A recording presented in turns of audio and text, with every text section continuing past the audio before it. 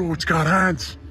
What the hell is that? Oh my god, oh my god. I'm a ranger, and I kept a baby Sasquatch for much longer than I should have. What happened at midnight changed my life forever, because the Sasquatch family that came after me for stealing their baby away was so angry they did things to me that nobody thought Sasquatches were capable of. My name is Sergeant Ellen Marsh. I am 41 years old. I have worked as a wilderness ranger in the Olympic Peninsula for 14 years. Backcountry patrol, wildlife incident response, search and rescue support, the full range of what this work demands when you are responsible for 230,000 acres of some of the densest, most remote temperate rainforest in the lower 48. I found the baby on a Tuesday in late October during a backcountry welfare check on the eastern drainage of a valley I patrol quarterly. The call had come in from a backpacker who reported unusual sounds near his campsite. Not sounds he could identify, which is common, but sounds that had caused his dog to refuse to move for the better part of 4 hours, which is less common. Dogs are not subtle about their responses to things. A dog that has decided not to move has made a specific assessment. I hiked in 6 miles to reach the campsite. The backpacker was gone by the time I arrived. He had decamped the previous evening when the sounds began again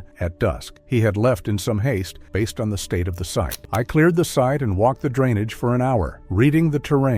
This is the part of the job that is not in the training manuals. The part where you walk country that you know well, and you listen to what it is telling you, and you try to distinguish between information and noise. The drainage was telling me something. I found it in the second hour, under a shelf of basalt about 40 meters off the trail, in the root hollow of a fallen Sitka spruce. Curled, small, approximately the size of a large house cat, though that comparison does no justice to the actual proportions. The proportions were not a large house cat. I am going to describe what I found precisely, because precision is what I have trained for, and precision is what I owe this account. The body was covered in fine, dark hair, not the dense matted coat of an infant bear, which I have encountered twice in 14 years, and which has a specific texture and color I can identify immediately. This was organized. It lay along a grain, like the growth of something that had a direction to it. The face, and I registered the word face before I registered why I was using it, was forward-oriented in a way that is specific to predators and primates, and not specific to any infant bear or other animal native to this drainage. I crouched at the edge of that hollow and went through every animal I had ever documented in 14 years of Pacific Northwest fieldwork. I went through the full list. I arrived at the end of the list. I went through it again. There was only one thing the list kept pointing at, and the list had been pointing at it since the first second I saw the hands. I was looking at a baby Sasquatch. I did not say that out loud. I do not think I was capable of saying it out loud at that moment, but I was thinking it with the complete, flat certainty of someone who has just run every other explanation and found them all inadequate, and what is left when every other explanation is inadequate is the one that remains, however impossible it seemed before the eliminations began. The hands. I am going to spend a moment on the hands because the hands are what removed any remaining ambiguity from the situation. Infant bears have paws. They are recognizable as bear from every angle, at every developmental stage. What was curled in that root hollow had hands, 5 fingers, individually articulated, wrapped around each other the way a human infant wraps its hands in sleep. The thumbs were positioned correctly. The grip, even in sleep, was the grip of something that grasps rather than something that holds. I crouched at the edge of the hollow and looked at it for a long time. Then I made a decision. I have not stopped second-guessing since. I reached in and I picked it up. I need to tell you what it felt like to hold it because it is relevant to everything that came after. The weight of it was more than the size suggested. Dense, solid, the weight of something that is going to be very large and is beginning that process from the first day. The temperature of it was high, higher than I expected, a warmth that came through my jacket sleeve. And when my hands made contact with it, and it woke, not startled, not afraid, the waking of something that was assessing before it was alarmed, it looked at me. The eyes were dark and they were forward set, and they were looking at my face with a specific quality of attention that I now know, having spent 14 years learning to read wildlife, means I am deciding what you are. It decided I was acceptable. That was the thing that undid me. Not the size, not the hands, not the forward set eyes or the organized hair or the weight of it. The decision. Something that had been alone under a shelf of basalt in October rain had looked at me for 3 seconds and decided I was acceptable and stopped being afraid. I brought it out of the drainage. I carried it 6 miles out to the trailhead in my pack, cushioned in my emergency bivouac bag, its head above the pack opening so it could see. It did not make a sound the entire 6 miles. It watched the forest pass with the same forward-set attention it had given my face in the root hollow, cataloging, assessing, deciding. I drove it to my residence, a ranger station cabin at the edge of the district boundary. 3 rooms, a supply porch, a generator shed. I have lived there alone for 9 years. I brought it inside. I put it on the kitchen floor. I stepped back and I looked at what I had done. It looked around the kitchen for 2 minutes with the systematic thoroughness of something that was building a map. Then it looked at me. I said out loud to a baby Sasquatch standing on my kitchen floor, "I don't know what I'm doing." It did not have an opinion about that. I named it after the drainage I found it in. I called it Ho. I am not going to apologize for that or dress it up. When you are responsible for something, you name it. When you name something, the responsibility becomes specific rather than general, and specific responsibility is the kind you can actually fulfill.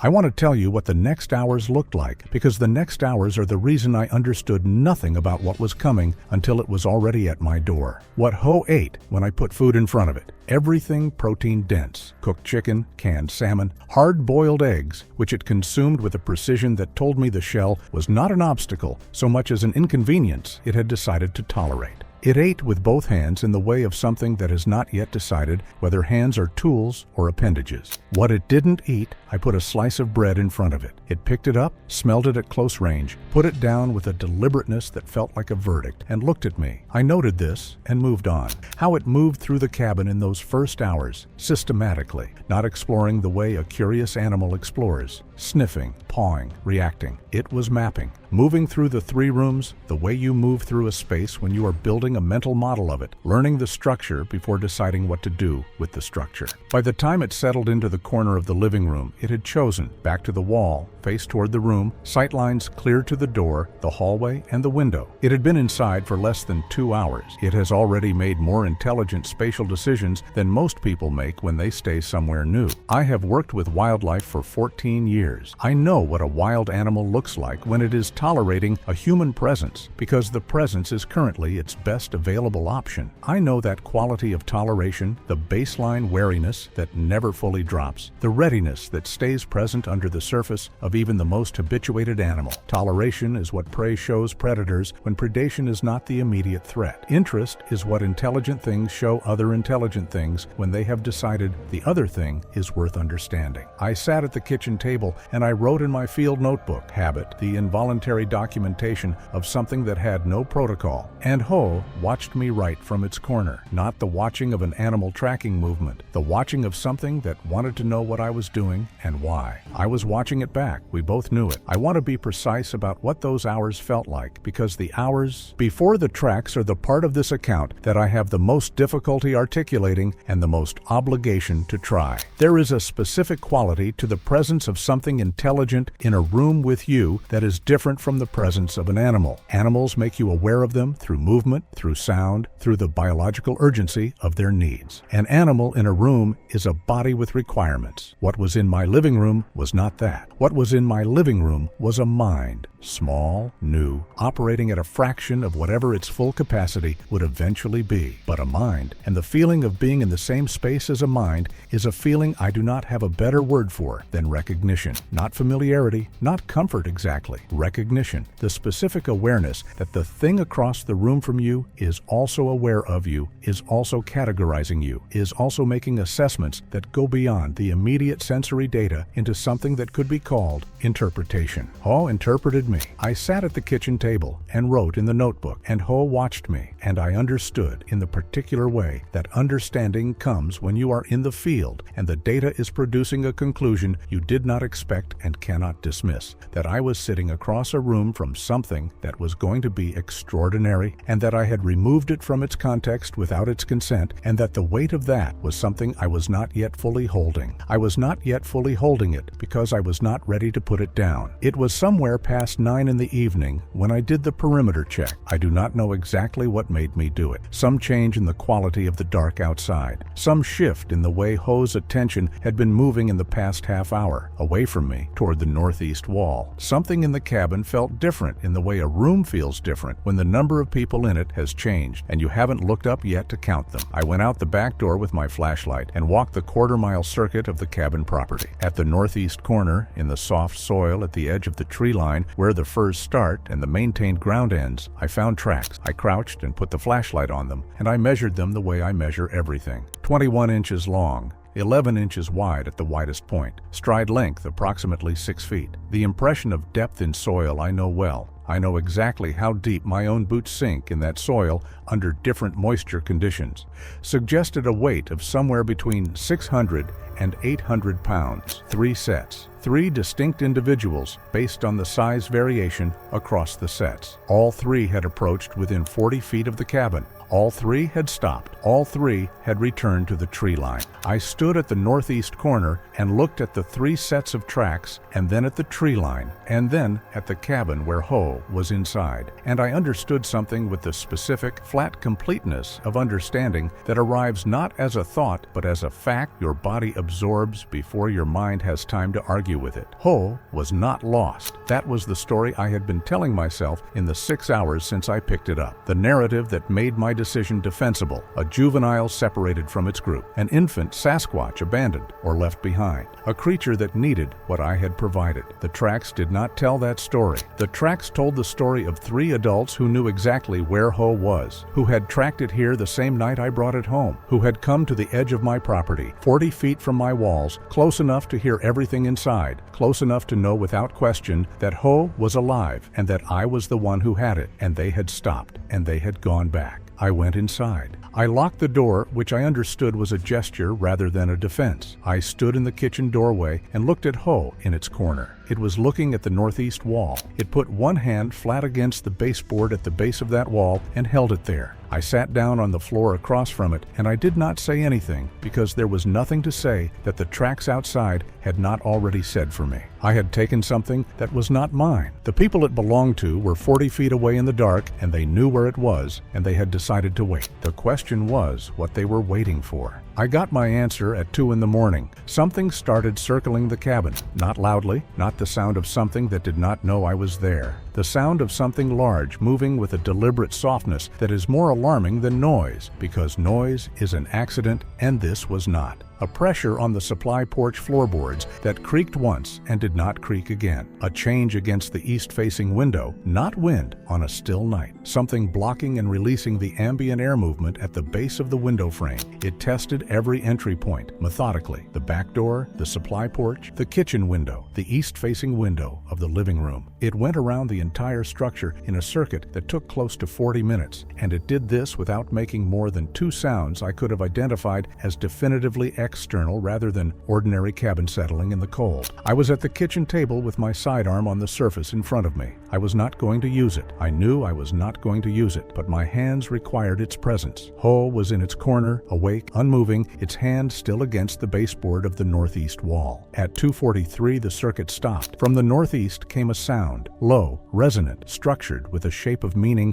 I could not parse. Not distress, not alarm. The statement of a position, the articulation of a fact the speaker expected the listener to understand. Ho made a sound back, short, high, structured, 2 seconds, then silence. I understood, sitting at the kitchen table in the silence after that exchange, that what I was witnessing was a conversation. That Ho and the thing at the northeast corner of my property had communicated something specific, something with a content I could not access, and that the communication had produced a result. The circuit had stopped. The testing had stopped. Something had been established between the inside and outside of my cabin that I was not a party to. I also understood that the patience I was observing, the measured approach, the 40-foot stop, the circuit of my walls, the single exchange, and then silence, was not going to last indefinitely. It was a patience with a structure to it, a scheduled thing, a patience that was making room for me to act, and that would eventually stop making room and act instead. They were giving me a window. I could feel the edges of it. I sat at the kitchen table table, and I looked at Ho in its corner, and I knew what I needed to do. What I needed to do was get the pack from the supply porch and put Ho in it and walk to the northeast corner and set it down and step back. That was all. That was the whole of what the situation required from me, and it was not complicated, and I had known it since I found the tracks, and I was not doing it. I want to be honest about why, because this account does not benefit from me being anything other than honest. I was not doing it because Ho had looked at me in the root hollow and decided I was acceptable, and the weight of that decision was still in my arms in the physical sense that some decisions live in the body long after the moment that produced them. Decisions made by something that was not human and did not owe me anything and had chosen anyway. I did not have a word for what I felt about that. I still do not. What I had was the weight of it, and the weight was why I was sitting at a kitchen table in the dark at 3 in the morning with a Sasquatch family 40 feet away at the tree line and a notebook full of measurements I would never file in any report.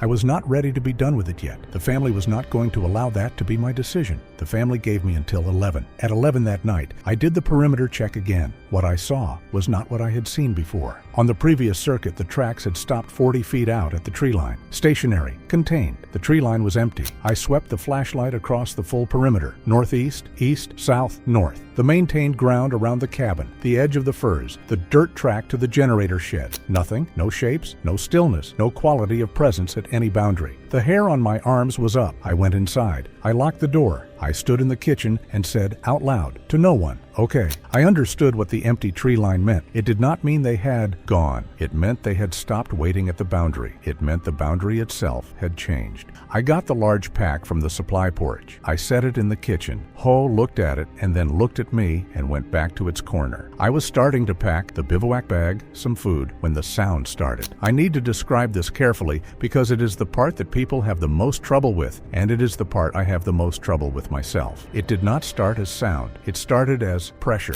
a change in the quality of the air in the cabin that I registered before I could identify it as anything. A subsonic register, below the threshold of hearing, but not below the threshold of feeling, the same frequency that moves through you at the infrasound edge of a coming storm. My teeth, my sternum, the base of my skull, the frequency the body identifies as a threat before the mind has processed why. Then it became sound from the northeast, except the northeast was no longer the tree line because they were no longer at the tree line. The sound was close, closer than the supply porch. The sound was at the east wall of the cabin. Not one voice, three voices simultaneous, not a chorus, not call and response, not a sequence. Simultaneous and specific, directed at the east wall and at what was on the other side of it. Ho was on the other side of it. Ho had moved from its corner. It was standing against the east wall with both hands flat against the baseboard, and it was making that short, high, structured sound, but continuous now, not distress, not fear. The sound of something responding to being addressed. I stood in the kitchen doorway, and I understood that whatever negotiation I had been conducting in my head for the past hours, the internal argument about timing and choice and control,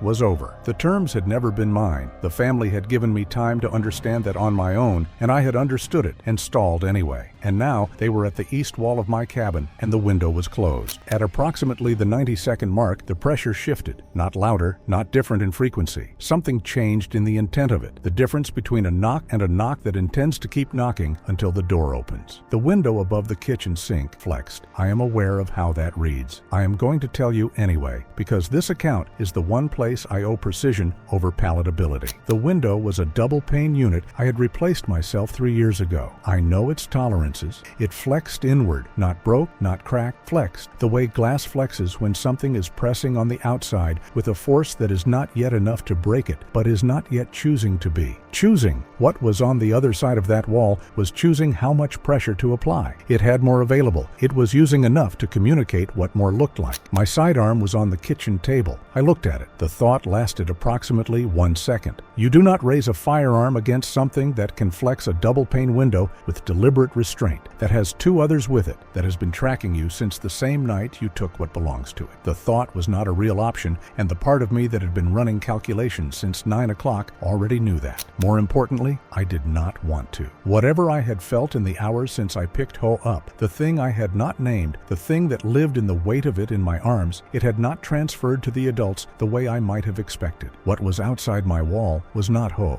but I understood that what was outside my wall was Ho's, its people, its family. And the anger in that sound was the specific, precise anger of people who have been patient for as long as patience serves a purpose and have now stopped, and that I had caused that anger, and that the only thing standing between me and the full weight of it was whether I moved now. I crossed the kitchen. I picked up Ho. It was the last time, and I knew it was the last time, and it felt like neither of the other times. The first time it had made an assessment. This time, with the window flexed and the sound pressing through the joists, what I felt was the weight of it in my arms, and beneath the weight a quality I am only going to describe as complete. The way a thing feels when every part of it is present and accounted for, and nothing is missing and nothing is wrong. I put it down and went to the back door and opened it. The night outside was cold and clear and absolutely still. Not the stillness of absence, the stillness of something that has stopped moving and is waiting for you to make the next move. I stepped back. Ho walked to the doorway. It stopped. It looked back at me.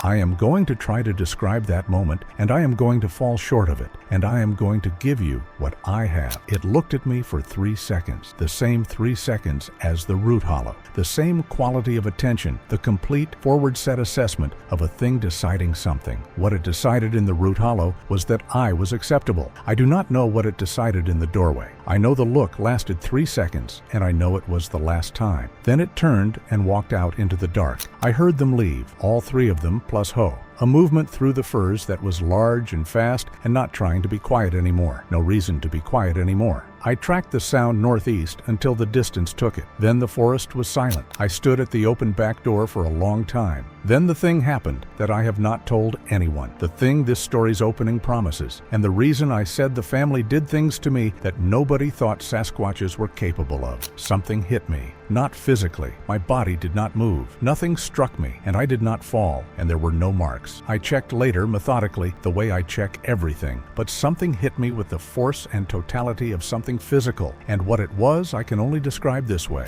I was shown, not a vision, not an image, something more like the sudden, complete presence of information too large for the channel it was moving through. A pressure behind my eyes, and in my sternum, and in both hands simultaneously. The same infrasound register that had been moving through the cabin walls, except now it was moving through me, and it was carrying something. What it carried was knowledge of what I had done, not a judgment, or not only that, complete information about what it had cost. One night of an infant alone with a stranger in an enclosed structure that smelled like nothing in its world, while its family tracked it across 6 miles of drainage and stood in the dark 40 feet from it, able to hear it breathing, unable to go in without risking something they were not willing to risk. One night of that, the full weight of one night of that, delivered through whatever channel was available to deliver it, which at midnight, with my hands on the doorframe, was me. I went to my knees. My legs stopped working, and I went down, and I was on the porch boards with both hands on the threshold of the open door, and I stayed there until the pressure passed. The duration I cannot report accurately. Time was not behaving the way time usually behaves. When it passed, it left something behind. Not pain, not injury. What it left was a permanent knowledge, the same knowledge that had been delivered, but no longer as pressure. Now, just as fact. The way a thing you have known theoretically becomes a thing you know because you have felt it, and you cannot unfeel it. And the person on the other side of the feeling is not exactly the same person